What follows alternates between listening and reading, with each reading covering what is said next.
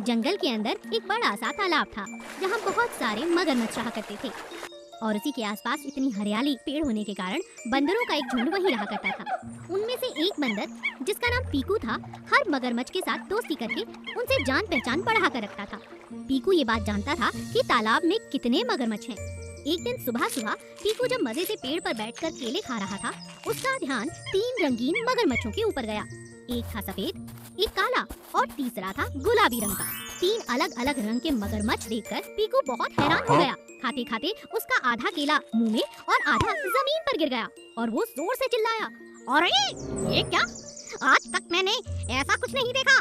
क्या मेरी आंखों को धोखा हुआ है? अरे अरे ये मैं क्या देख रहा हूँ? सफेद, काला, गुलाबी, हाय राम, 3 अलग अलग रंग के मगरमच्छ। अरे अरे जल्दी चलकर अपने दोस्तों को इत्तला करता हूँ, कहीं ऐसा ना हो कि ये लोग आए और वो बेचारे डर के मारे यहाँ से भाग जाएं। अरे मुझे जाना होगा। पीकू दौड़ कर जाता है और अपने दोस्तों को सबको बताता है। पानी में रहने वाले मगरमच्छ उसके मित्र ये बात जानकर बहुत हैरान होते हैं। अरे जल्दी कुछ करो, अरे वो आते ही होंगे, मैंने उन्हें इधर तालाब की तरफ आते हुए ही देखा है। अरे अरे अब तो हम बातें ही कर रहे थे, वो देखो तुम्हारे सामने वो आ रहे हैं।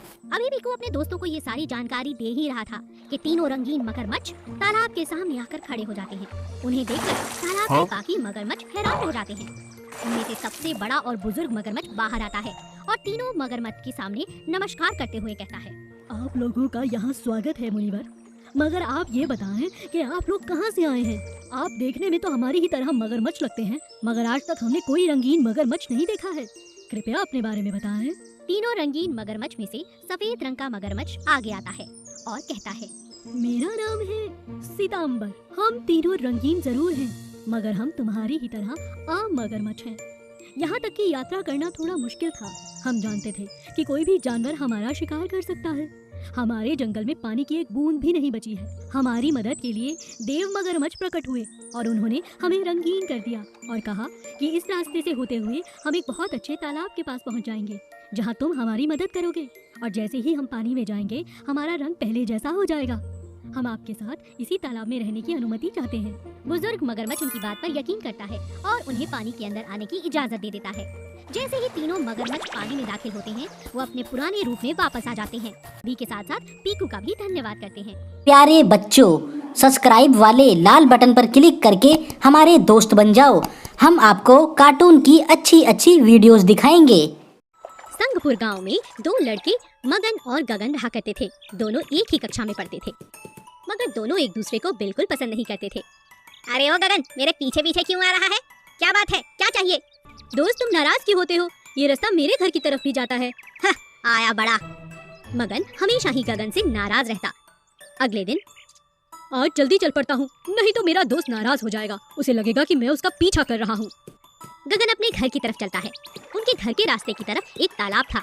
अचानक तालाब के पास बड़े से पेड़ से आवाज आने लगती है। अरे बेटा, मेरी मदद करो, मेरी मदद करो। क्या? ये पेड़ से आवाज आ रही है? हाँ, क्या तुम मेरी मदद कर सकते हो? जी बताइए, मैं आपकी कैसे मदद कर सकता हूँ? बेटा, मैं बहुत प्यासा हूँ, सामने के तालाब से थोड़ा पानी ला दोगे? अभी लाता हूँ। गगन पानी लाकर पेड़ पर डाल देता है। और कुछ करूँ क्या आपके लिए? हाँ बेटा, देखो ना मैं कितना बदसूरत लग रहा हूँ, मेरी थोड़ी कटाई छटाई ही कर दो।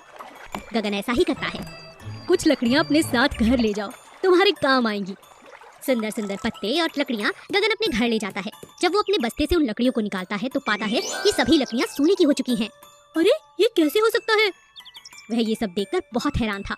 अगले दिन यही बात सब जगह फैल जाती है। अरे ओ गगन, कौन से पेड़ से इतनी लकड़ियाँ मिली? ये तालाब वाले पेड़ से। आज मैं भी लेकर रहूंगा। मगन छुट्टी के बाद उसी पेड़ को काटना शुरू करता है, उसकी चटाई करता है और उससे बातें करने की कोशिश करता है। बताइए, कोई बात है? बताइए ना। आपने तो गगन से कल बहुत बातें करी है, मुझे गगन ने सब बता दिया है। लेकिन पेड़ मगन से कोई बात नहीं करता। पेड़ की छटाई तो पहले ही हो चुकी थी, इसीलिए अब किसी बात का कोई फायदा नहीं था। कुछ लकड़ियाँ लेकर जब मगन अपने घर पहुंचा तो पाया कि लकड़ियाँ जलकर राख हो चुकी हैं। ऐसा कैसे हो सकता है? उसे सोने की लकड़ियाँ और ये जली हुई लकड़ियाँ मेरे लिए? अरे ओ गगन, चल मेरे साथ पेड़ के पास, अभी बात करता हूँ। तू झूठ बोल रहा था। नहीं, मैंने झूठ नहीं कहा। दोनों पेड़ के पास जाते हैं। पेड़ जी, आप ही बताइए ना, क्या मैंने कुछ झूठ कहा? किसी से मैंने कुछ गलत कहा? नहीं गगन, तुम बहुत अच्छे हो। तुम्हारे अच्छे व्यवहार के कारण तुम्हें सोने की लकड़ियाँ मिली। लेकिन मगन, तुम्हें बहुत गुस्सा आता है ना, इसीलिए तुम्हारी लकड़ियाँ जल गई। और ये देखो गगन कितना खुश है, इसीलिए इसकी लकड़ियाँ सुनहरी रही।